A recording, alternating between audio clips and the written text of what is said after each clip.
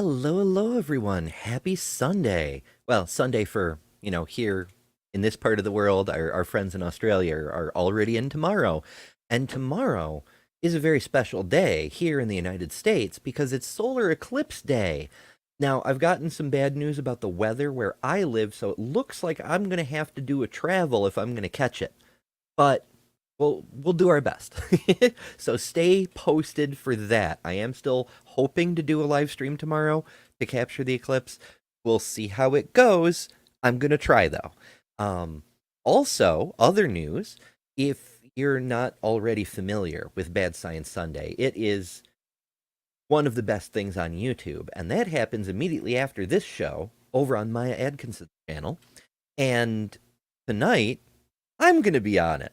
So make sure to stick around. This stream will automatically teleport you over there. Or, go over there and subscribe now if you want. Just do it in a separate browser window so you don't lose this show.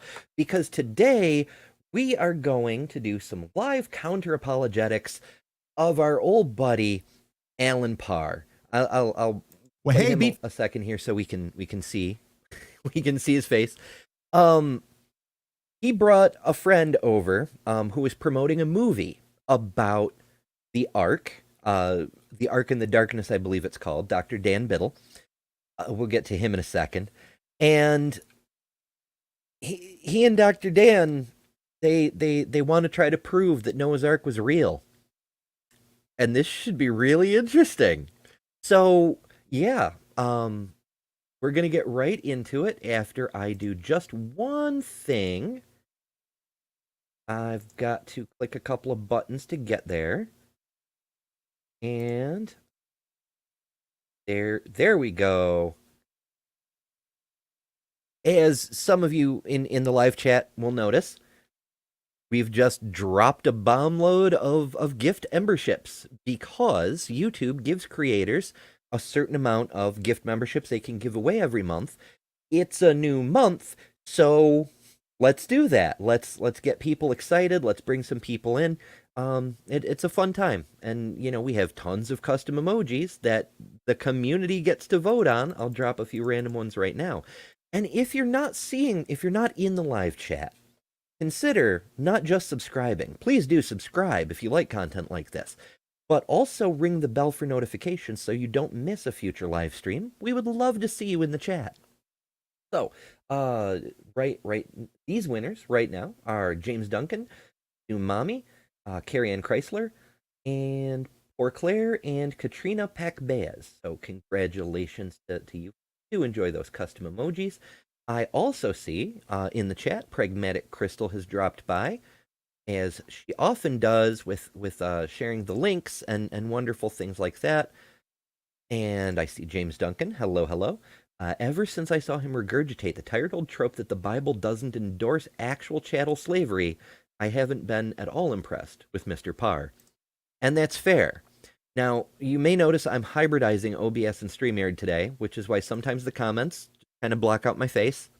But that's because YouTube updated the comment system again, and my normal trick to bring comments in directly into OBS is not working again. Such is life, such predicaments we must forge ahead. Logan Fish, no longer Logan Fisher, but yeah, good to see ya. Aunt Jer says, Allen Parr has a disturbing amount of content on his channel related to sex. And that's true. It's really disturbing. Jin, hello.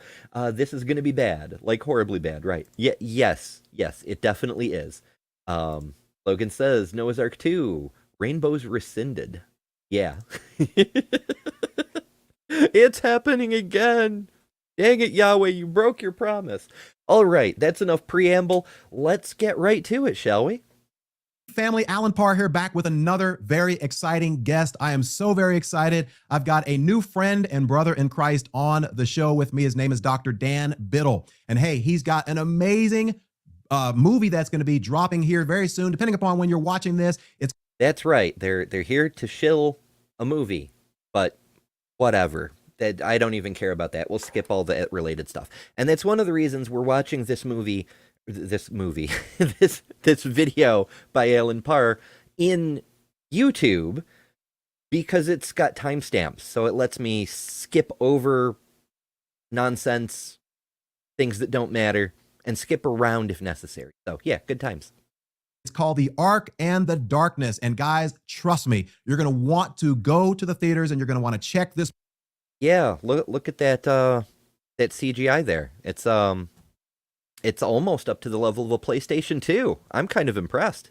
Movie out, and I've got him on the show today. I'm going to ask him all kinds of different questions about the story in the Bible about Noah's Ark and the flood. I'm sure that many of us who grew up in Sunday school, we are familiar with this. The story is one of the beginning stories or one of the earliest stories that we may have learned about as kids. And yeah, that's true. I myself didn't go to church often enough. My grandmother kept trying to bring me, but it didn't stick. We kept getting asked to leave when I asked too many questions. Yes, I was one of those kids. I kept asking about things like, how did a man live to 600 years old? And how did a 600-year-old man build a giant boat? And how did he fit all the animals on that boat? And so on and so forth. So they kept asking me not to come back. But most of the kids I went to elementary school with did go to church and did experience a child version of that story as one of the first great epics out of the holy book. And yeah, it's a bit of a trip. Now the child sanitized version kind of glosses over the, drowning of every living thing on the face of the earth, including all the innocent animals, babies, and other people, because even if a person is wicked and a sinner, they probably don't deserve to be drowned. But, what do I know? So yeah, it caused a little bit of an issue. A lot of kids, they had to go to church because their parents brought them, but even that story, it started deconverting a lot of people. And I suppose that's what's going to happen when you spread around bullshit like it's absolute fact. So there's that. I see Kyle showed up. Hello, Kyle. Good to see you. Kyle also will be attempting to do some eclipse stuff. I hope it works out. Got a brand new telescope. Yeah, follow him because he's likely to have some good shit. Logan Fisher changed it back. People know me this way. It's true. It's true. I recognized your icon and also the Logan part, and the fish wasn't hard to figure out, but still, yeah. Kyle says the heat problem is the only preclusion to the flood that I need. It's true. One single point of impossibility renders the whole story impossible. Jin says, skip nonsense? Great stream, everyone. See y'all next time. You're not running the end credits. That's right. We're just go right to the end. We're done. It's fine. And Logan says, but the waters from the deep put out the fire started by the rain. Yes. It's perfectly logical. Absolutely consistent or something. This story specifically, as in addition to the rest of the Bible, has come under attack. And many people are questioning not only are the events of the Bible really true? Did they really happen? But specifically this event, people are questioning, hey, is it really possible for Noah to have built an ark? And is it possible that there was some event called the flood that wiped out the earth? Well, yes, people are questioning. And if you are going to assert that everything in the Bible is literally true, then one thing being not true renders the entire thing not true. That's why most Christians just take Genesis as, an Aesop's Fables kind of thing, a mythological comic book origin story, even though that doesn't actually work, because as Godless Granny pointed out, if Adam and Eve were figurative, then what exactly is Jesus atoning for? What do you need a Jesus for if original sin isn't literal? It's a little silly. Dr. Dan is here to give us some convincing proofs and evidence that Noah's Ark and the flood really did indeed occur. So keep that in mind. Convincing proofs and evidence that Noah's Ark and the flood did occur. I will bet you a nickel that's not what happens. Shock and surprise, I know. Spoiler alert. My goodness. Dan, so glad you are here. Thank you so much for being my guest today. Okay, Dr. Dan Biddle. Why? Who is Dr. Dan Biddle? Why is Dr. Dan Biddle? What is going on? All of the things. So, Dan Biddle, Creation Ministries International. His biography reads, Dr. Dan Biddle is a behavioral scientist and HR consultant with a doctorate in industrial organizational psychology. This seems relevant to all of the subjects. He's president of Genesis Apologetics, which equips pastors, parents, and students with biblical answers to evolutionary teaching. He has trained thousands of students in biblical creation and evolution issues, and is the author of several creation-related publications. His professional background includes 20 years' experience in expert witness consulting, testimony in federal state cases, in state and federal cases. I can English, I promise. Involving statistical research methods and psychometrics. He maintains an executive role in 2 HR consulting and test development firms. That has a whole lot to do with the science of the flood. Okay, that's fun. So we've heard of Genesis Apologetics before. They're one of the mini AIGs that are running around spreading this kind of nonsense, which is why they're perfect for cozying up to Creation Ministries International with Allen Parr and anybody else who will have them. And apparently they produced a movie, so let's find out about that. Thanks for having me. This should be fun. I love your program, and I'm glad that you have me on. This is going to be great. Awesome. Well, guys, we know that, as you guys know by now, I don't like to waste your time. I want to jump right in. So there is a... He says, I don't like to waste your time. I want to jump right in. And then he spends the next several minutes reading Bible verses. Let's not waste time, but let's talk about scripture for quite some time. So as per usual, we're going to skip that, because why do we care what the Bible says? That said, however, what the Bible does say, what Allen references that we're not going to waste our time on, but I do want to point out, is first, he talks about mockers and scoffers. Oh, of course. People have always mocked. People have always scoffed. And there's wars and rumors of wars, too, so clearly it's the end times, and has been for the last 2,000 years. But never mind that. Then he references a verse in Peter where Peter talks about the flood as if it literally happened, which is interesting. It's not proof of the flood. It's not evidence in Allen's favor, but it is a point against the Christians who consider Genesis to be figurative. Because here's another thing, just like what is Jesus saving the world from if there's no original sin, here's Peter saying the flood did literally happen. So, there's that. The event, Noah's Ark and the flood. But before we get to that, why is it even important? Why does it matter for us that this story really did occur, some thousands of years ago? Like, why is that practically important to the Christian? Yeah, that's a good question. Why does it matter?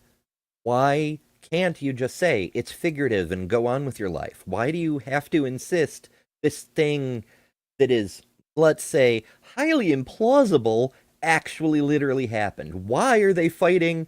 Why are they willing to die on this hill? Who knows? Who's to say? James Duncan says, so Dr. Biddle's doctorate is in industrial organizational psychology, so be prepared to be impressed by his knowledge of anything scientific having to do with the flood. Absolutely. That's the creationist game plan. It always is. Bring on a person who has a doctorate, but not in the fields you're talking about. That way they don't have to lie and risk losing their accreditation. Logan Fisher says, can confirm the demons soaked up all the heat and concentrated it into their pitchforks, so when they poke you, you go flying and steam comes out of your ears. I'm a scientist. You can trust me. Absolutely. And then a quote from an authority, argument to authority, I suppose. I'm peeking over the quote like Wilson from Home Improvement. Um, the plural of anecdote is not data. Not data. Oh, shoot. Wrong thing. There we go. That's data. Not the plural of anecdote. And that's a separate thing. We may get to that later. You are Victoria. Hello, hello. Creation statistics is probably very rigorous. No doubt. No doubt. And you are Victoria is a mocker. Logan is a scoffer. Excellent. And let's call the whole thing off. Oh, I enjoy that. And Jin says, if they could prove the flood, then the Eden story would be easier to swallow. And that's true. That's an excellent point.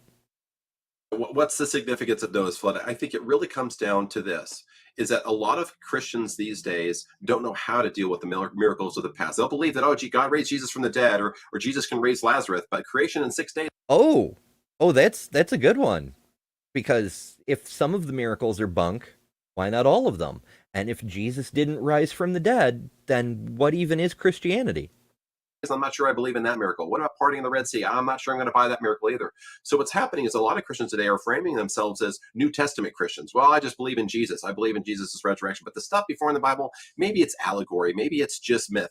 But if that's the case, then now we have Jesus dying for the sins of a mythical guy in a mythical garden with a mythical transgression, and then God mythically destroyed the entire world with a cataclysmic flood for the idea of this mythical reality that existed because of a fallen world that some mythical guy named Adam.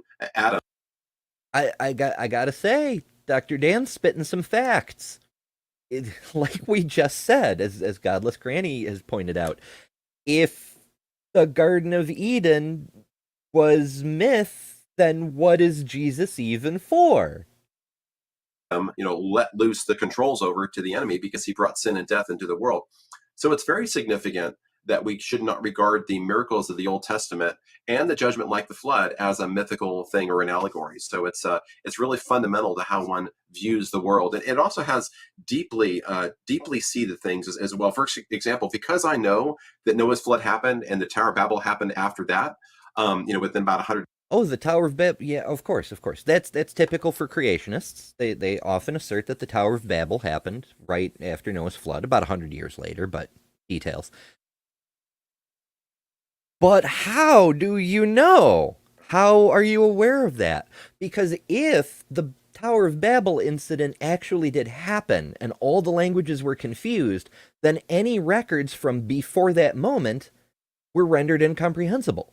So aside from people who were there, who survived the flood, or possibly the first generation after, how do you know about the flood? And how do you know about anything before that? If the story is true, then the story is not true. The story disconfirms itself. It's self-defeating, and that's kind of hilarious to me. Years or so after the flood, I know for certainty, without a doubt in my mind, that when the Pilgrims landed at Plymouth Rock in 1620, they get off the rowboat and they go on the sand and they're looking at the Native Americans. I know that they're looking at cousins that are just separated by about 4,000 years of history. Wait. So there's a lot wrong with that. Historically speaking, the Pilgrims did not get off the rowboat, and the Native Americans in the area were already wiped out. It was basically just Squanto who only missed the mass casualty event because he was in Europe at the time learning the languages, which was why he was able to communicate with the Pilgrims. Everybody else was already croaked. So that never happened. Which I guess kind of fits in with Dr. Dan's narrative, because most of what he's talking about never happened. But also, if they had met Native Americans, yeah, of course they're related. They're not 4,000 years related, more like 20,000 years related, maybe more. But yeah, all humans are related. You don't even need to believe in evolution for that. We're all the same species. We just are the same species. What are you talking about, Dr. Dan? For me, as a creationist, there's no room for racism. There's no room for any of that stuff, because I know with certainty that biblical history is real and that all of. How do you know? He says, I know with certainty that biblical history is real, but how do you know that other than just declaring it? And also, that's not how that works, because there were a whole lot of Christians, many of whom were creationists. I mean, after all, creationism has been a thing for a while, who were very, very racist. Believing the thing doesn't mean the other thing can't be a thing. You can do both, I assure you. Ask a Baptist sometime about the curse of Ham. Oh, goodness. Robin Webster, hey, glad you made it. Hello, hello. And Logan says Tower of Babel and Chariot Wheels. And Jin says there's still a problem for New Testament only. Should a man be circumcised, he must follow the old laws. That's an excellent point. As Paul makes very clear, you're only subject to the Old Testament if you do the thing that makes you subject to the Old Testament. It doesn't make a lot of sense, but a lot of things Paul said didn't make any sense. And, 7 of the 13 letters supposedly written by Paul were forgeries anyway. So even what Paul said isn't what Paul said. So that's fun. And Logan says, man, I was cut off, but also put on the hook. Oh my. Oh, and I've triggered a firestorm. That's God ending the world. We're doomed. Heckleck, hello, hello. I know because Bible. That's exactly it. I need to get a because Bible thing, or I need to get a. We have the emoji. We have the book set a thing emoji. So that's a plus. It's one toy, but I do need to get something that can go up on the screen. Perhaps someday. I did just get my buttons working again after the blackout fried the Wi-Fi here, and it's been a process. Of humanity maps back to Noah and his the other 7 people that were on the ark. So it really closes. And that's. Ooh, I can use a new button. Oh, where is it? Yeah, no, you cannot. Humanity does not go back to Noah and 7 people. That just doesn't work. That doesn't work for genetic reasons. That doesn't work for population reasons. That doesn't work for the migration of humans reasons. That doesn't work based on, historical and archaeological evidence that clearly indicates people were alive when the flood supposedly happened and somehow didn't die. There's that whole thing about people building temples and pyramids and whatnot. And then the flood happened, and they just kept on building. Apparently, they had ancient scuba gear. Who knew? The door for a lot of the plagues that are hitting society today. Yeah. I love that, guys. And I'm going to chime in because we are living in a time, guys, where the Bible is coming under an attack. The Word of God has always been attacked by the enemy, even going by the enemy. What does he mean by the enemy? This is the persecution thing that a lot of Christians like to do. We're under a threat. The enemy is attacking us. Which enemy? Well, them. They. Oh, those pesky theys. Some people actually are theys. So, that's a little sinister, I suppose. But who the they is varies. Sometimes it's the devil. It's a demon. It's... Oh, wait, that's Jesus. Never mind. Wrong button. That was Jesus. Worship me, devote yourself to me, bathe in my blood, serve me for all time. Yeah, Jesus, that guy. Yeah. Not the devil at all. Not a demon. Nope. For sure not. That's not yeah. But sometimes the enemy is the mockers and scoffers, and sometimes the enemy is people who are members of other religions, or even members of the same religion who believe different things. There's so many enemies. It's almost like these guys are wrong about things. I don't know. Maybe I'm silly. Going back into the Garden of Eden, what did the serpent try to tell Adam and Eve? Did God really say? He was trying to cause doubt on God's word, even back in the garden, right? And that has continued throughout history. And the same thing is happening today. People are trying to convince Christians that the things that are in the Bible aren't true, or there's errors in the Bible, or you can't. Hold on. Okay, first of all, there are things in the Bible that are definitely not true. But set that aside for a moment. If you're going to make the claim that the Bible is literally true, then it's on you to present information that it is. because we can just sit back. We don't even have to prove that the Exodus never happened. We don't even have to prove that the flood is a geological impossibility. We can just sit back and say, I don't believe you until you demonstrate it. And they can't, because it's not true. Trust the Bible, or there's contradictions in the word, or hey, There's a rather lot of them. It's pretty hilarious. even if the Bible was true at one point, it's been tampered with, it's been corrupted, it's been changed, it's been altered, or Well, yeah, it's been translated. That's a form of alteration. Then there's the scribal errors. Then there's the editorial choices over which books to include. Then there's the modification to those books, like the forged letters of Paul, like the extra ending of Mark. There's a lot of things that show that book has been changed over the years. Kind of a lot. or hey, the people that put books in the Bible, they had an agenda and they took certain books out. Whatever the enemy can do to try to convince us that God's word is not true, he's going to do that. And one of the ways he's doing that today is by trying to convince people that some of the events. I went and double clicked and I messed everything up. It's fine though. The enemy is trying to convince people. If anybody who dares to question, that's the enemy. That were in the Bible, miraculous events did not occur. So, Dr. Dan, with that out of the Who cares? Demonstrate they did. Demonstrate they did. Go for it. Show us. We will all be fucking wowed.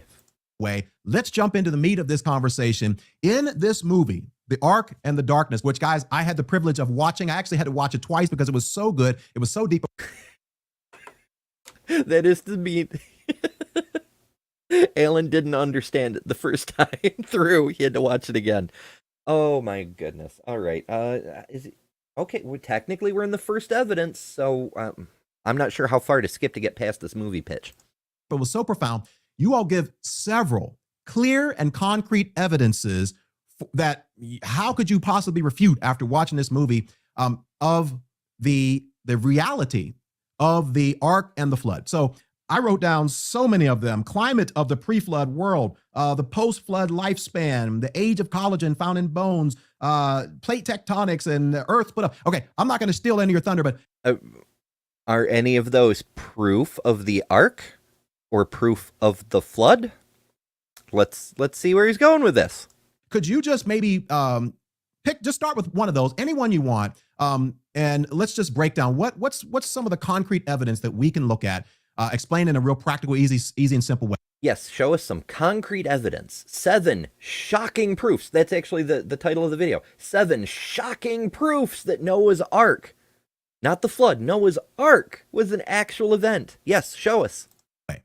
Yeah, sure. So I think the most practical, straightforward thing that is, to me, the most convincing about the flood is simply this: is that I've been to places and seen things that I can't unsee, that will left me forever convinced of Noah's flood, just like you can't unscramble eggs. I've sat in places in Canada and Montana where literally as far as your eyes can see. In fact, in Canada, there's Artist's depiction. In fact, I would bet a nickel that's an AI generated artist depiction, because some of these bones they're not lining up. It doesn't look right.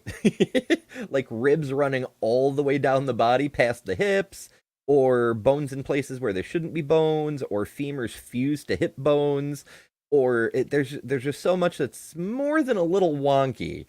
So, yeah, artist depiction. Cool. I once saw an AI draw a biblically accurate angel when it had intended to draw a picture of Jesus. So, I guess that's proof of the Bible, too. a place called Dinosaur Provincial Park where there's a 14-mile spread with tens of thousands of dead dinosaurs buried under 50 foot of mud, along with fish and clams and marine life that is unfathomably huge. And they're under 50 feet of mud or 100 feet of mud. But imagine this, 14 miles. And it's not 100 dead dinosaurs buried under one mound. It's 14 miles as far as you can see. And there's tens of thousands of dinosaurs buried in these things that they call hoodoos. So entire. Oh, I know hoodoos. So hoodoos are, I wish I had the picture handy. It's in my archive, and I'm not going to take the time to look it up right now. A hoodoo, for anyone who's not familiar, is when an ancient riverbed is eroded away. Layers upon layers of deposit past that. We're talking millions of years ago. the erosion reaches the ancient riverbed where there's river stones that are flat and sometimes quite long, and then the erosion continues. So the river stones on top protect the loose dirt and sand underneath, relatively loose, because it's not stone, it's just deposits.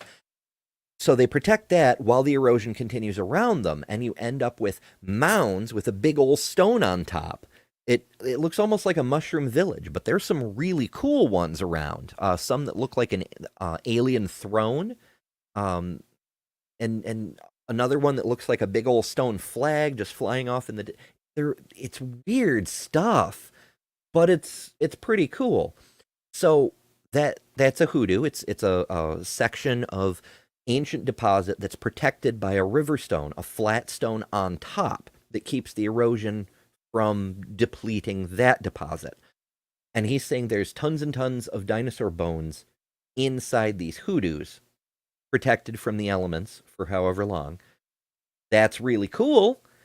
But the fact that there's hoodoos there shows that it's, wetland.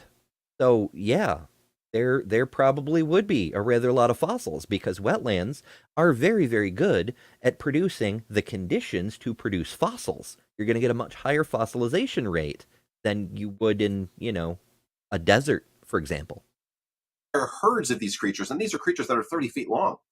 And so I had to ask myself the question, okay, well, if I'm looking at a 14-mile long stretch of mud pit where my eyes are running out of zoom, I can't see any further, how much higher did the water have to be to bury 14-mile spread worth of dinosaurs under 100 feet of mud? And then you look at the Morrison Formation in the middle of America. It's 13 interconnected states that span 600,000 square miles, and it's the same thing there. It's millions of dead dinosaurs buried with billions of marine creature fossils all together in the middle of America. Yeah, so that's kind of ridiculous, because it's not 100 feet of mud. It's millions of years of sedimentation. It's not that there was a sudden aquatic action that deposited marine fossils on top of the dinosaur remains. In fact, if there were a flood, they'd be all mixed together. But that's not what we see. We see dinosaurs fossilized, then a few layers later, marine fossils. Right under where we know from geology there was an inland sea in the United States. Imagine that. Sea creatures living in a sea. Who could imagine? So the fact he's finding these fossils in these areas is proof that the Earth is more than 6,000 years old, not proof of a flood. He's defeating himself here. From Texas to the Dakotas to Montana, Wyoming, that whole area is a dinosaur mud pit. And most people don't know that. But when you look at that, I just had to think, oh my gosh, how much water had to come over this region to bury that many dinosaurs over a 13-mile spread? So dinosaurs for me were most convincing on How do you bury something in water? I mean, I understand burial at sea, you chuck a body overboard and it's burial in water. But from a practical standpoint, no language tricks. How do you bury something with water? Like, do you dig a hole in the water? How much water does it take to equal 6 feet of dirt? You seeing what I'm saying here? That's not how that works. in a big way when you look at the dinosaur taphonomy or study the way in which these dinosaurs are buried. But the other thing that got me is dinosaurs in a small way at the microscopic level. Over the last 20 years, scientists around the world have now published. Okay, we're just floating right along onto evidence number 2. So evidence number 1, let's pause for a moment and let's consider, did it demonstrate the flood? No. Even if Dan were correct, which he isn't, that all of the fossils in all of ever were all created at the same time in the same year, that doesn't mean a flood did it. And that certainly doesn't say anything about the ark. So even if that were true, which it is demonstrably not, it still isn't evidence for what he says it's evidence for. Okay, now let's go on to number 2. published 122 peer-reviewed scientific journals that have established not one, not two, but 16 different types of bioorganic materials. These are tissues that are found inside dinosaur bones that still stretch and still rebound, and they come back. And some of these types of tissues, like collagen, have produced what is now an ironclad case for creation, an ironclad case for a recent destruction of the earth, because the collagen, the scientists are saying it shouldn't be in these dinosaur bones. The collagen. No, the scientists are not saying that. The scientists were quite surprised to find it. Mary Schweitzer, who was the first one who devised a technique to extract this so-called soft tissue from dinosaur bones, which incidentally involves bathing them in acid for weeks. It's not really soft tissue if you have to bathe it in acid in order to make it even slightly spongy. But okay. Yeah, she was a creationist. She's no longer a creationist because of what she found.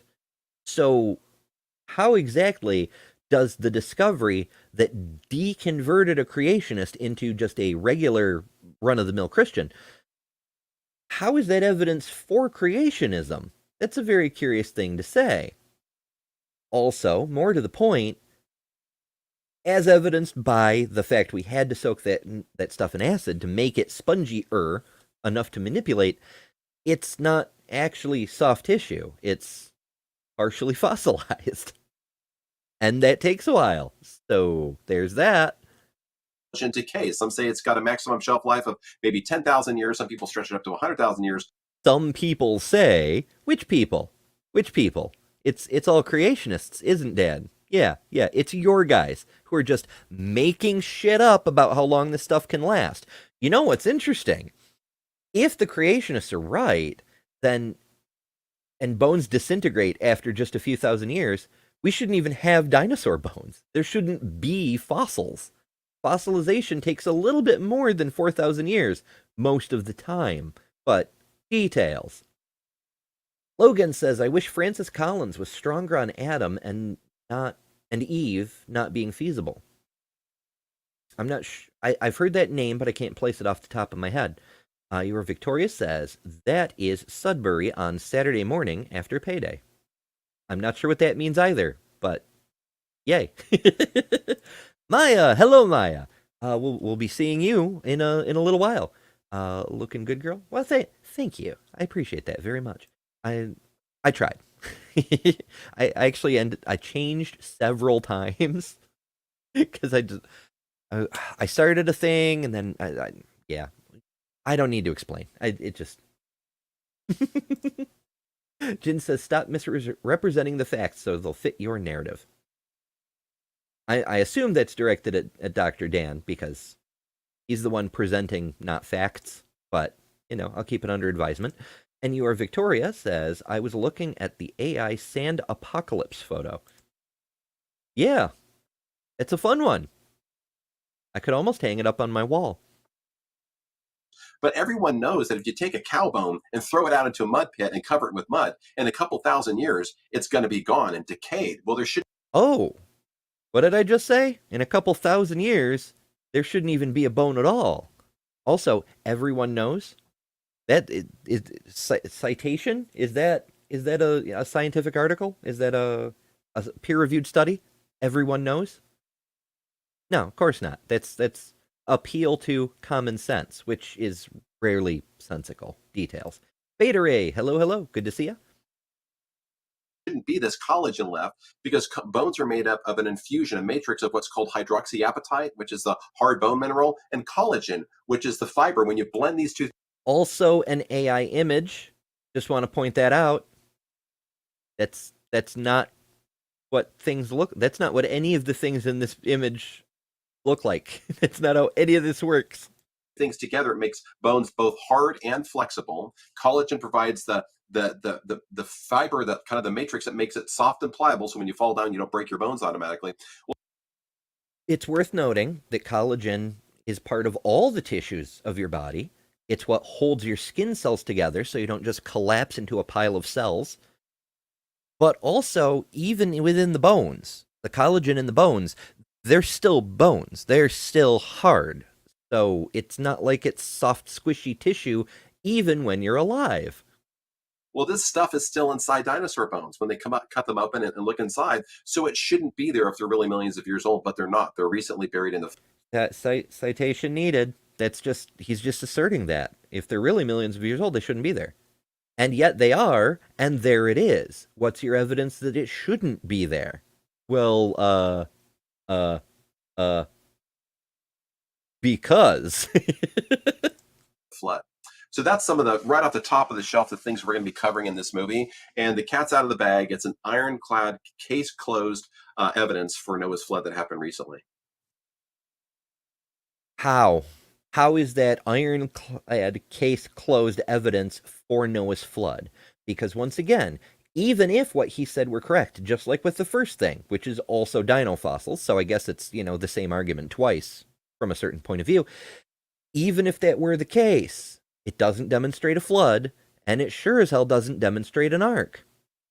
Even if the Earth were only 6,000 years old, neither of those things is demonstrated by those pieces of information. Okay, so let me see if I can wrap my brain around this, because I'm clearly not a scientist, but let me see if I can restate that and you tell me if I'm understanding this correctly. Okay, so there are hundreds of thousands, maybe even millions of fossils belonging to the dinosaur family. And they have found inside of some of these fossil bones the substance called not cartilage, certainly collagen, a stretchy substance. And basically, all the science that we know would tell us that collagen inside of a bone, at best case, might last 100,000 years, but on average, a lot less than that. I'm just gonna set this here. We're just making shit up now, and Alan's just reasserting the shit that Dr. Dan just said. Okay, let's go with that. 100,000 years. Cool. The Earth is 100,000 years old, which is more than 6,000 years, Alan. Oops. My goodness. Jin says, sorry for the confusion. I'm almost always addressing the video. Okay, good to know. Star Song, hello, glad you made it. Tissues last a lot longer if buried in anoxic conditions. Also, bones are partially mineralized to start with.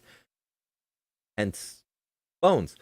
They also found that heme, that's the iron related to hemoglobin, acts as a preservative. Yeah, I've heard Vice Rhino do quite a breakdown on that. I can't remember exactly how long ago, but yeah, it's a known thing. Left-handed Jedi, hello, good to see you, glad you made it. Beta says, in the Bible, Moses is alive during the life of Abraham, which is alive during the life of Moses. So when did the flood occur? And why are there ruins of countries before this? Well, I don't know about Moses being alive during Abraham's lifetime. If I may have missed that in my Bible study, but the even more ancient ruins are a fantastic point. The existence of Göbekli Tepe and the other Tepe sites in central Turkey just completely destroy the idea of the flood, because these are 12,000-year-old human settlements that were not destroyed in the flood. So how are their settlements twice as old as the Earth is supposed to be, that were there before the flood and were not destroyed by it? There's so many things, like every single thing, the stuff they bring up, the stuff we find in the real world, everything we can examine disproves the flood story. Why do they persist? Because they've got movie tickets to sell. Jin says, soft tissue in dinosaur bones. I'm not quite as old as a dinosaur, but the tissue on my bones is getting really, really brittle. I kind of relate. Beta Ray says, I mean Noah on the third one. Okay. Moses is alive during the life of Abraham, and then Abraham is alive during Noah. Oh, tracing backwards? Maybe. I don't know. I'd have to take a look at one of those genealogy charts these guys love so much. John, good to see ya. It's been a minute. Glad you could come. Good day, everyone. Ember, anybody else slightly weirded out hearing Dr. Dan and auto-connecting to Dan Cardinal of creation myths. P.S. All hail Team Dodgeball.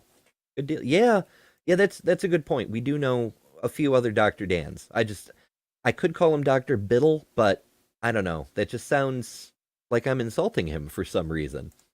Jin says, hello again, Sydney Raptor. What? Hello, what?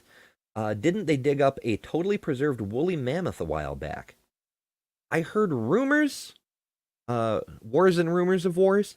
I haven't seen any verification, but that doesn't mean it didn't happen. It seems very plausible. There's a whole lot of permafrost in the northern reaches, in Canada, in Siberia, in other places, I'm sure. So it's not unthinkable that something has been preserved for that long. It's pretty crazy. Jin says a few years back was from a dig in Siberia. Yeah, could be. Jedi says if you can dodge a wrench, you can dodge a ball. What? Thanks for the response. You're most welcome. I try to answer stuff when I can. I don't always know the answer, but I do my best. And so the fact that there is still this substance in these dinosaur bones, that you can take a fossil, you can break open the bone, and you can see that this substance is still there. The fact that that's there, and knowing that that substance can't last for millions and millions and millions of years, like many evolutionists would suggest, would almost give a proven case that these dinosaurs. But how do you know, Alan? You're just asserting that. Every single scientist who works on this subject says it's possible. So where are you getting the information that it's not, other than nuh-uh? Like, what are we doing here? Dinosaurs are in these bones are not millions and millions and millions of years old, like some people would say. They have to be much younger than that, which would lean more towards. All right, Alan's just restating the same thing over and over, which he does quite a lot. That's how he builds up his runtime. So let's skip ahead to number 3, which apparently is complete and rapid flood. Oh, I'm not sure what that means, but let's find out.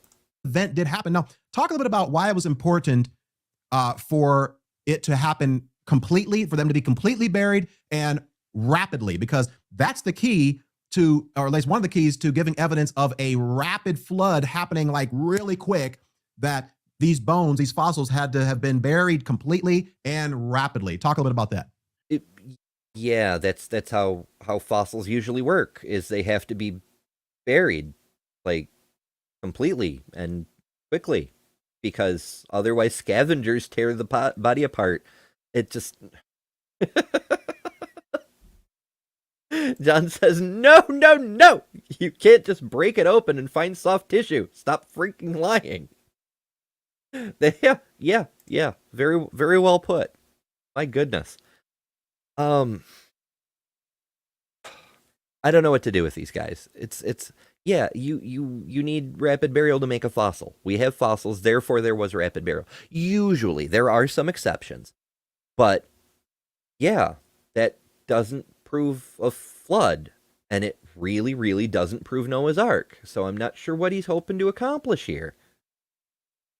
Yeah, so we find fossilized jellyfish. We find fossilized cartilage and collagen. We find fossilized fish eating other fish. We find fossilized fish giving birth to baby fish. So the flood is a snapshot of the judgment that happened on this earth. And if the flood happened as rapidly as they say, instantaneous burial for everyone, then how is it that we have species are all in certain layers in the geological column, right? Like, you don't find any trilobites today. You don't find any horseshoe crabs way back in the Mesozoic. Like, nothing crosses outside of its layer. The law of superposition is pretty absolute. So the creationist explanation for how this happened is that some things fled the flood faster. And so there's the first things killed, and then the second things killed, and then the third things killed, and that's why they're sorted that way. But if it killed them all so fast, how did that happen? Why are there clams above dinosaurs? How fast were the clams running, Dr. Biddle? Very peculiar. rapidly and quickly. And the very fact that when you go to the middle of America, not in all locations, but in many locations, you find these dinosaurs encapsulated in a matrix of 3 different products: mud, sand, and ash. So these dinosaurs. Also, why, if humans lived alongside dinosaurs, why don't we see any humans with the dinosaurs? Kind of curious. Are buried in the 3 products that were responsible for killing them. They weren't killed, they didn't just die some natural cause and later get covered by ash. No, there was a lot of volcanism that was going on in the flood. So they're buried in the product of ash, and they're also buried in mud and sand that were brought. So, Pompeii, right? There are people entombed in the ash of the eruption, destroyed the whole city. Big pyroclastic flow swept down, killed them all, buried them. Very unfortunate. Pretty deep ash. Yeah, that's one way to achieve instant burial. Now, to turn them into proper fossils, you'd have to have a permineralization process. But the point is, you don't even need a flood to achieve that kind of thing. And here's Dr. Biddle just straight up saying, there's volcanic ash in some of these layers. So yeah. Up from all the tsunamis that were happening during Noah's flood, where the tsunamis would come up and then sheet flow off and then come up and sheet flow off again, and they're buried with these layers of ash in between them. So the very fact that you can dig them up in these 3 different products really, again, provides an ironclad case for Noah's flood. How else are you going to bury a 13-state kill zone with dinosaurs? With some natural process, or the dinosaurs walking up to some... I mean, if you're going to assert your conclusion in the premise that they were all killed at once, which isn't supported, but never mind that. Again, doesn't support a flood, doesn't prove a flood by any stretch of the imagination, and it has nothing to do with whether there was an ark with a dude named Noah at the helm or whatever. It's ridiculous. Jin says, just don't tell our audience how much work it takes to get to the soft tissue samples. They'll buy it. Totally. Yep. Jedi says, ask the ancient Chinese and Egyptians how they missed out on a global flood. No records of it anywhere outside the Bible. Just saying. Robin Webster says that's kind of how floods work too. And yes, a baby. Oh, what? Yes. What? Yes. Yes, a baby? What did what say that had something to do with a baby? Baby mammoth. Yeah, the mammoth could have been a baby. Yes, okay. I think I know what's going on. Jid says, the clams, mussels, and oysters have armor to protect them and could withstand the flood a bit better? You may have something there. Sydney says, which flood layer contains all the millions of Homo sapiens evilicus? Yeah, where's all the humans that died in the flood? Or the giants, or whatever, the Nephilim, the corrupt humans that had to be destroyed, and all their babies, and all their cities. I guess those would have been buried too, right? Where are these things? Battery says, between Abraham and Noah is less than 400 years, and this means the entire country of Egypt and over 1 billion people were born in less than 400 years. Yeah, the reproduction rates get kind of crazy after the flood, apparently. River that overflowed its bank with some local flood, with 13 states of dead dinosaurs, a 600,000 square mile kill zone. I mean, I'm sorry, it had to be a worldwide flood. Because nuh-uh is the reason. We're just going straight up citation on this one. It's fine. I'll just give him a banana for a minute, because the banana is, of course, the perfect fruit. It's a 13-state area with an inner sea that was there for hundreds of thousands, possibly millions of years. Yeah, it had some time. Stuff died over a long freaking period of time. But if you're going to assume that it was only a 6,000-year period of time, if you're going to pre-conclude that it all happened in one massive event, well then, yeah, it looks like you have a whole bunch of bodies who died in one massive event. Even though it's very, very clear they did not all die at the same time in one big cataclysm. So, but who needs evidence when you can just make stuff up? Yeah, yeah. So something Yeah. in the movie that was so interesting, and you kind of alluded to it, but I just want to touch on it again, that many, and correct me if I'm wrong here, but many of the fossils that they discovered, it was almost like they were discovered in the middle of the act of doing something else, like a fish getting ready to, or in the process of eating another fish, or a reptile giving birth to a baby, and all of a sudden, whoosh, this flood of water just came and killed them instantly, and preserved them in the exact. Yeah, yeah. Things die in childbirth. Things die when they're feeding, especially when they choke on things. And sometimes other things kill things while things are happening. Like, it's bound to happen. We see, this is one of the fascinating things to me about creationists. They deny evolution because millions of years is impossible because a book said a thing. But then they turn around and they point at the millions upon millions of fossils that exist, which is proof of evolution. And then they see a couple specific examples of weird things happening in those boatloads of fossils. And they go, oh, well, this couldn't possibly be the case. It would take millions upon millions of fossils to get one anomaly like this. Oh, wait, there are millions and millions of... Yeah, never mind. Pay no attention to the man behind the curtain. For fuck's sake. Oh, Jedi says, I suspect Dr. Dan isn't actually a doctor. He does have a PhD, but it's in industrial organizational psychology. Nothing to do with any of the relevant subjects. So that's fun. John Bouston, good to see you, says, I wonder what a geologist would expect if an eruption were to occur during a flood. That is an interesting question. Sometimes we have a geologist kicking around. If one of them pops up, we should ask them. Robin Webster says, I did not understand that. I'm getting half of conversations. It happens, though. Richard Taylor, hello, hello. So a fish died by drowning. Yes, the flood, which was made of water, killed all the fish. Because reasons. Beta Ray says, logic is created by Satan. Just believe. Eat these crackers, and here's the collection plate. For real. State in which they were in the midst of getting ready to do something, or in the act of something, which once again, guys, contributes not to something that where the earth kind of decayed over time, but it points to the idea that there was some sort of one-time catastrophic event that we as Christians and biblical Christians believe was the flood, that happened instantly, that like he said, it's like a snapshot. It's like taking a picture, like taking a picture, and right when that flood happened.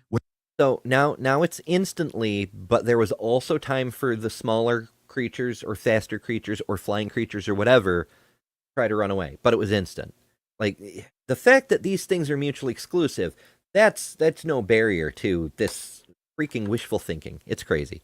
All right, let's skip ahead to the next evidence. Oh, this one again. All right, let's do it. That Noah's flood happened. Okay, now correct me if I'm wrong, and I may be completely off here, and I may have misunderstood what I saw in the movie, but I'm sure you're going to correct me. So there was a point in the movie where you all talked about marine life being found on land, or marine life being found on land. So yes, there are fossils of marine life found on land. Like we talked about not that long ago, there was an inland sea in the central United States. Marine life lived there. Marine life died there. It left marine fossils in what's now land. There's also parts of the ocean that used to be land. Even though they're ocean now, there are fossils somewhere in their layers of land creatures. It's pretty trippy. It's weird, all the crazy things that can happen when millions and millions of years pass. Am I correct in understanding that sea creatures who can only survive in the sea, where their fossils were discovered in, I don't know, like mountains or places where you wouldn't expect to see that sea creature because they wouldn't be able to survive outside of water. But the fact that you find these fossils in these locations where clearly was no water would seem to suggest that there was some massive catastrophic flood. And the Bible talks about this in Genesis chapter 6, where Yes, of course. First of all, serious creationists. As much as it sounds like an oxymoron, some creationists do take this a little bit more seriously than others. Everybody agrees that what's now Mount Everest was once ocean floor. Everyone agrees with that. The creationists pose that what's now mountains were raised up by tectonic plate motion. They just disagree on the time scale. So all the mountains were once ocean floor. Of course, there could be marine life on top of those mountains. Of course, there could be fossils of marine life in what was once ocean floor. This should not be surprising. But the way Allen is presenting it is even more stupid than that, because he's asserting that the ocean life was deposited on the pre-existing mountains, which another point they'll make later refutes, but whatever, by this flood that somehow buried every living thing in an instant, but also washed marine life up on top of mountains. Even though everything was buried in it. This flood is magical. It's doing so many different things at the same time. The waters of the flood extended above the mountains, and so could it be possible that when these sea animals were destroyed, they were their fossils and their remains were cast into the mountains and dirt, which gives proof that that some sort of flood happened. Did I misunderstand that, or is so no?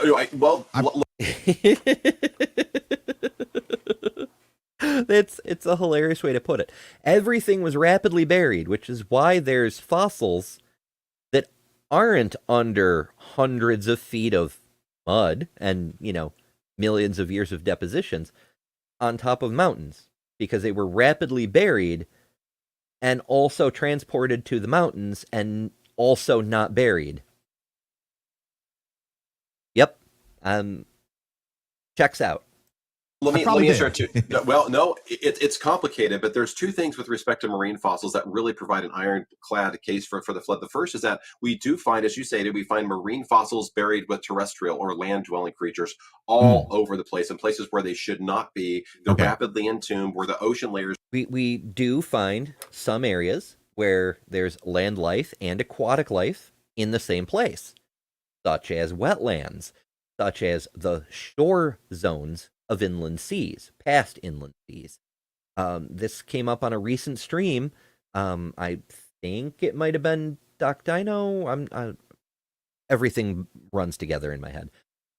But there was some investigation into a particular fossil bed in what's now Germany, because there was an inland sea there. And so there were Archaeopteryx fossils next to marine fossils, because there was a shore zone. So there was both land creatures and sea creatures in the same general location. It's, yeah. Oh, was it Dapper? It very well could be. Like I said, everything runs together on me. Jedi says, salt mines are a good source of geological changes. It's true. We've seen some pretty significant shifts in my area. Used to be known for salt mines back in the day. And just the mines have caused some issues, so that's a thing. Starsong says, if the plates moved at race car speed, the heat from the friction would vaporize the surface of the Earth. That's true. That's the least of the heat problems that creationists have to deal with, but it is still a significant heat problem. James Duncan says, we disproved that 60 years ago with the discovery of plate tectonics. Yep, sure did. Fern Lovebond, hello Fern, good to see ya. I caught you on... Whose show was it? I did catch you on Phoebe's show, but there was somebody else's show you were on yesterday, maybe? I get my brain is mush, but it's cool to see you around and doing things. Oh, and in Paulogia's chat as well. Yeah, Fern gets around. Always good to see you, Fern. Marty! Hello, Marty! Always good to see you as well. And JJ, hello. Richard says it was Dapper Dino and it was a shoreline from the previous continental layout. That tracks. Dapper, of course, would have all that kinds of data available. Dapper has a very big brain for a dinosaur. The stories about them having peanut-sized brains, Not so much. Of course, in fairness, Dapper has had several million years to evolve since his ancestors were fossilized. Jedi says, I know Gutsick Gibbon talked about the heat issue. Yeah, that's come up a bit on Doc Dino's streams too, the Creation Science Theater, where there's multiple heat problems, and plate tectonics is one. The big one is radioactive decay, but that's the whole thing. Jin says, sniff, sniff. Yep, smells like a SL? Asl? Asla? Oh, a salt marsh. I hate using my phone. Typing on my phone does not work well for me either. I understand. Let's see. Star Song says that's where I got that information. Oh yeah, Gutsick Ibn. Yeah. Oh, I love it when Gutsick, when Erica goes dunking on creationists. It's Schadenfreude, but it's so much fun. Fern says Gutsick Gibbon has some great stuff about the heat problem. It's true. It's true. Yeah, lots of love for Erica in the chat tonight. It's good to see. Erica's one of my favorite creators. Were brought up because we believe that the flood happened in stages that are correlated with what the secular geologists call the Sloss megasequences.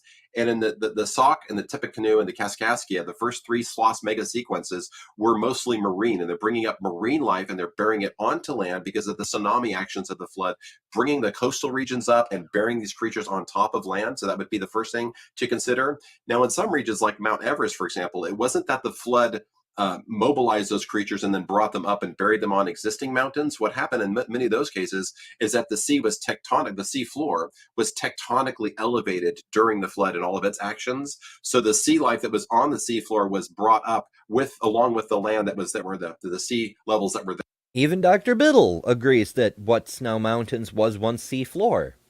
So we don't actually need marine life being deposited on mountains. But Allen, being the big brain smart guy that he is, he can't quite wrap his head around the idea that the biggest mountain in the world today could have once been ocean floor. Because that's the reason creationists are creationists. Because they look at the world, they see how it is right now, and they can't conceive of the concept of geologic time and how things have changed and how things used to be so long ago. Everything must be as it is now across all of time, and that's why time has to be so short, because if you give time enough time, it's inevitable things will change. But then they wind up having to come up with these crazy catastrophic explanations for things, trying to jam all of plate tectonics and radiometric decay and everything into Noah's flood, even though the Bible doesn't talk about any of that. They're literally just stapling their own bullshit on top of a story to make it less obviously false, but it backfires because it makes it even more ridiculous and unbelievable, and none of it supports the original claim in the first place. There and brought that sea floor up and brought the whole thing up, as well as in many places that the sea creatures were transported onto land, but in some cases it was a sea floor that was elevated tectonically, bringing up the whole sea floor up to higher elevations. All right, they're almost on to the next one. Post-flood lifespan. Oh, that sounds fun. That sounds fun. I'm hoping we can get through all 7 before we run out of time here. Let's see. Beta says, recently a huge amount of creationists have demanded to be free from jail or prison to see God's eclipse, yet completely ignore all the violations of those gods they did. Whoops. Fern says, well, see, the Bible says that water was wet, and we all know water is wet today, ergo Bible, ergo God. Yeah. See, that actually is a better argument than creationists usually put forth. JJ says, you know it's going to be good when they start talking about the secular scientists. Oh my. It's true, though. It's true. For instance, I took tomorrow off from work as a religious observance. Atheo-pagan eclipse holy day, motherfuckers. Nicely done. Nicely done. And also, your hat is causing me grins. I am glad. I really like this hat. I mean, I've lots of hats. I need to get more hats, but I may have a problem. But I really like this hat. So I'm glad. Starsong says things are changing right now. After all, Alaska and Russia are moving together at the rate of about 1 inch per year. It's true. It's true. Just a few more, 100,000 years, and we'll have a land bridge again. Huzzah! Or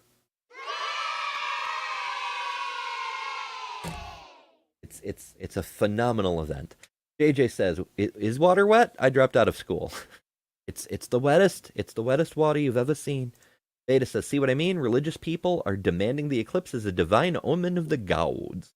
Actually, on a related note, we've got Bad Science Sunday coming up in a little under 20 minutes. I better move it if I want to get through all of these proofs and evidences. But today, I'm going to be on, and we're going to be talking about eclipse stuff. Apparently. Something. Who's to say? Who's to say? Apologies if you're getting weird background noises. There's weird background noises happening here. I'm sure it's fine though. For instance, technically water isn't wet, it makes other things wet. Ask Lake Superior. Oh my. Oh my. And Richard says, why did God choose Noah to build the ark? Because there was nowhere flood. Okay. AJ, are you in the future? Oh, you're talking about the eclipse. I see. And yeah, Maya time is coming. Get ready to praise the goddess. All of us secular folk with all our gods and goddesses. Apparently, I'm a cardinal now. I have the funny hat.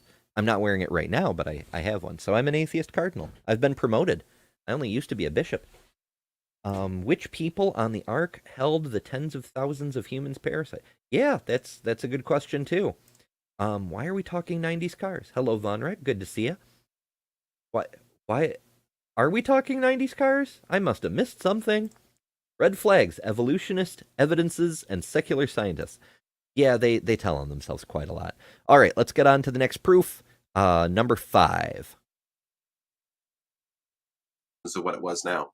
Okay. But yeah, so you're on it. I think marine life on land is one of the best evidences for the flood. Okay, awesome. Okay, thank you for clarifying that. Okay, let's move on to another evidence that I found very, very interesting. Something that I really didn't strongly consider before watching this amazing movie. Once again, guys, The Ark in the Darkness. You're going to want to go and check this out. All right, I promise you, you're going to be blessed. In the movie, you all talk about chilling the movie post-flood lifespan decay. There we go. And you talk about before the flood. Clearly, according to the biblical account, people were living 600 years, 700 years, 800 years, Methuselah, 900 and I think 69 years or something like that. Yeah. Even Noah. Methuselah only died because of the flood, according to the Bible. The Bible says was 600 years old before this flood. So Methuselah, one of the great patriarchs and holiest men who ever lived, was too corrupt and had to be murdered by the flood. Just noting that.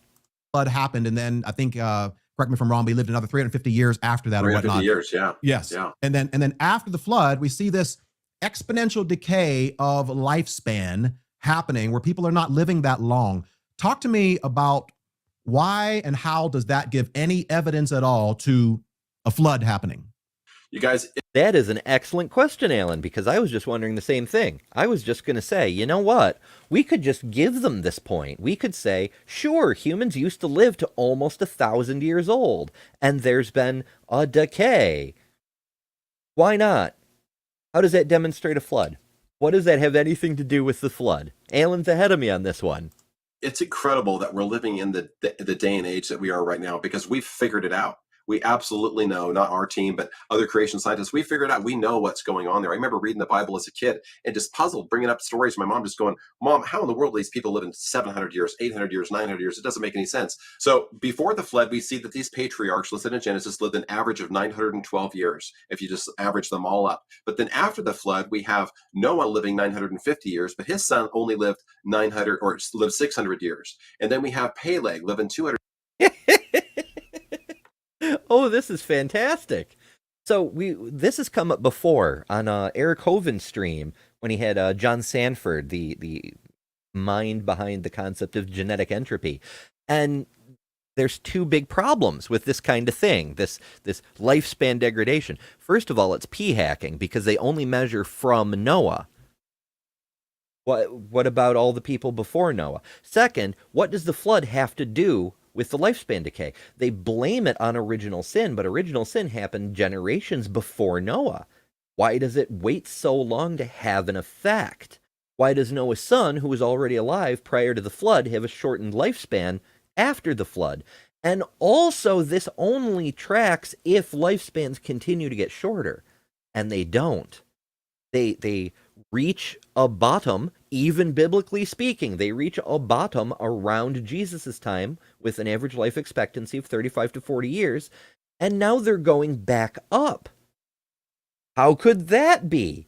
If our genetics are getting worse, if there's genetic entropy, if there's sin-based degradation, how are we holier now afterwards when the sin is still building up? It doesn't track any way you look at it. All the slices, none of it works. It's freaking, it's just hilarious to me.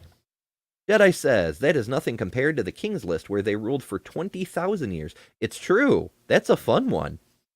Fern says, I'll explain, Allen Parr. These ages aren't real and make no difference in the flood narrative. That's a good point.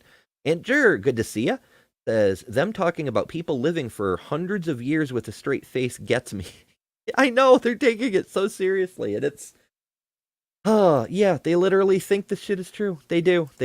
Rip. It is concerning. For sure. Starsong says, after the flood, the crystal dome firmament was gone, so no more protective effects. Oh, that's a good point. We had to rely on just the atmosphere and magnetic field to protect us against radiation. So, yeah, God sucks at genetics. In some years. And then we've got... All right, we're down to almost 10 minutes. We've rebutted this one. It's dumb, it's not true, and it's self-contradictory, but also... it doesn't have anything to do with a flood or Noah. I mean, Noah's on the list, but we're kind of assuming the conclusion on that one. If this were really happening, it doesn't prove Noah existed. So that's all junk. So let's go on to number 6. Awesome.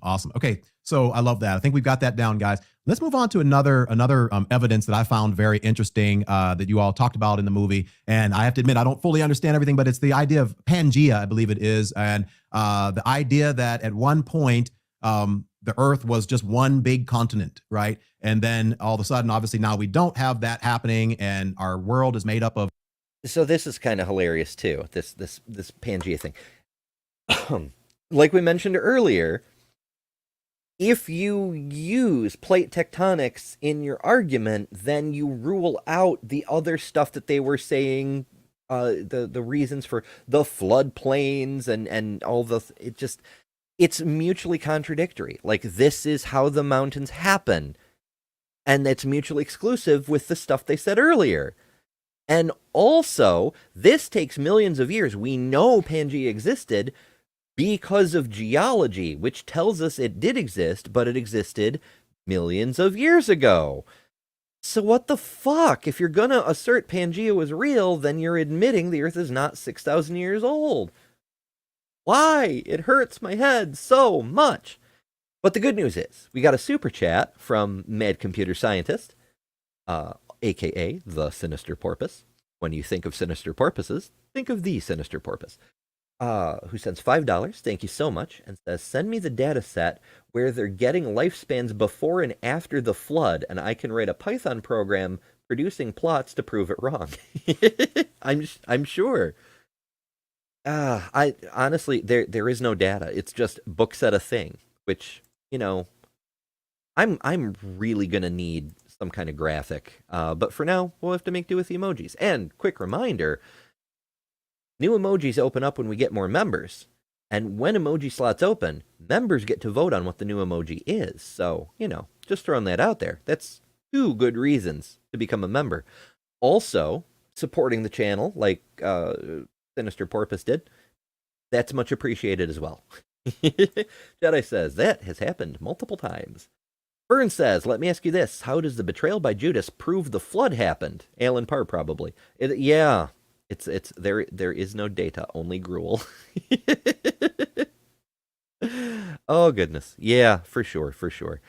All right. Yeah, we'll give them a couple seconds for this. And some of our water is a couple miles deep and things of that nature. But the idea that a flood happened and broke up this world of one continent into different parts.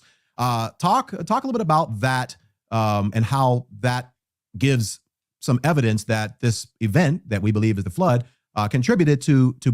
The way Allen talks is infuriating. He stumbles over his words. He doesn't have a clear plan of what he wants to say. He repeats himself very often, and he just adds extra words in. It's like he's designed for filler. It's like he's designed for making things take longer. Holy crap.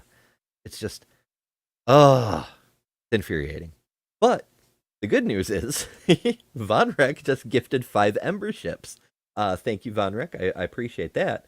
They went to Fern Love Bond. Hey, congrats, Fern. Mr. Squiggle, Spooky Bedhair, Token on Ashes 61. Nice, good name. And Bob. Thanks, Bob.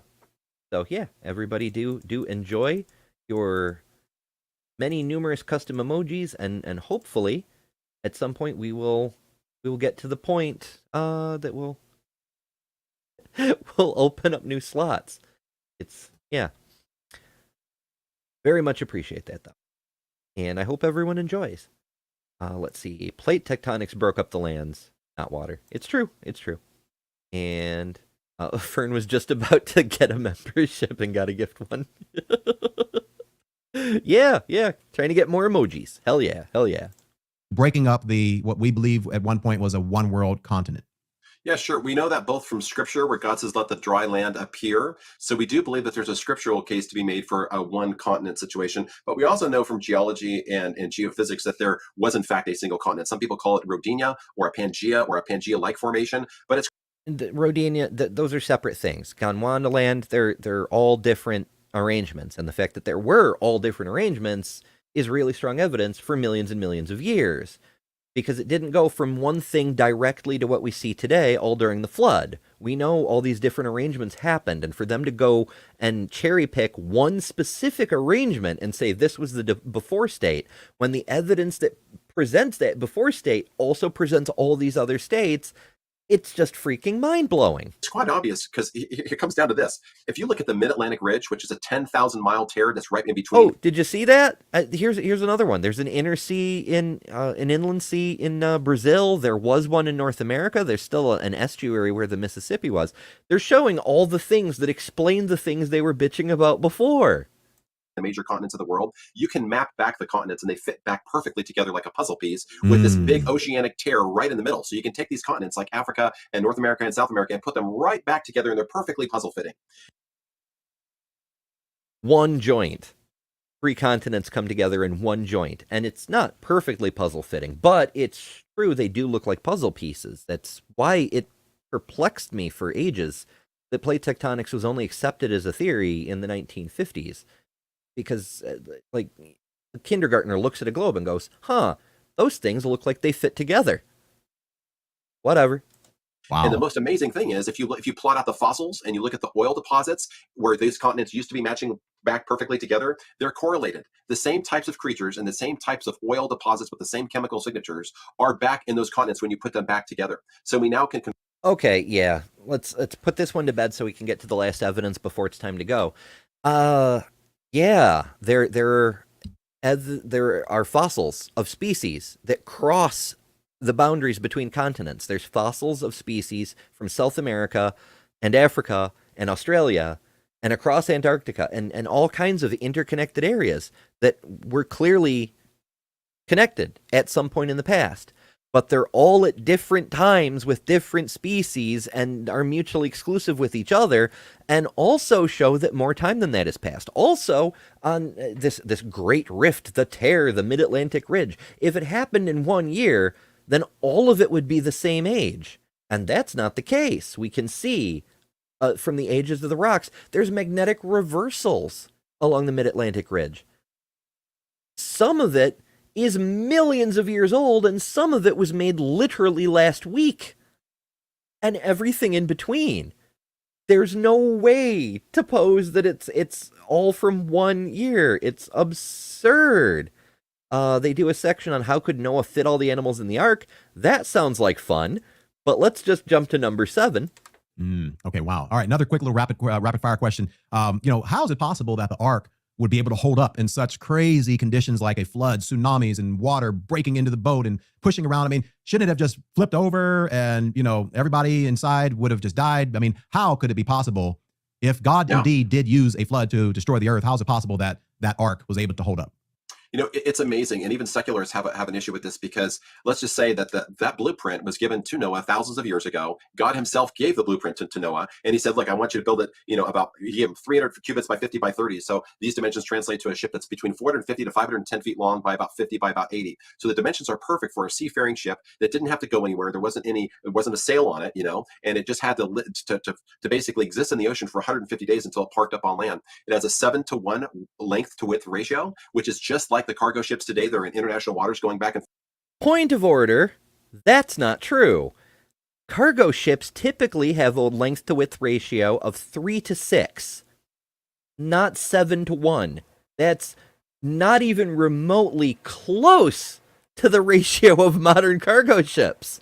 But, Dan's PhD is in organizational psychology. So why would he know that? But like all these religious types, these creationists especially, the conspiracy folks, they're just pulling shit out of their asses that they do not know and have no reason to know. But also, even if that were true, that the ark somehow was alleged to have the proportions and yada yada, how it was built, does not prove it existed. The Bible saying that there was an ark is not proof of the ark, that's the claim. You cannot prove the claim with the claim itself. That is begging the question. So, I'm sure we could have... Jenna, hello. It's 7-to-1 is a popsicle stick. Absolutely. Where's the evidence the ark existed? Where's the fossil of that? Where's the ruins? Where, if it was only a few thousand years ago, surely there'd be some sign, right? Holy crap. It's so damn stupid. And I'm sure we could find a whole lot more lulls in this thing if we kept going, but that time has arrived. Oh shoot. I still have my meme on my screen. Let's banish little Oliver Twist there. We do have to get on to Bad Science Sunday. Once again, this stream will automatically take you there, or at least it should, or it'll bring up an option or something, depending on what kind of device you're viewing on. I hope to see most of you there. It should be a really fun time. Bad Science Sunday is one of the best things on YouTube. I haven't gotten to do it in months, and we're going to talk about eclipses. It should be great. So, yeah. Hopefully we'll catch you in just a couple of minutes. And, as always, do remember that you don't have to make up mutually contradictory excuses for why your big bad book of bullshit doesn't line up with reality, because you are better than religion.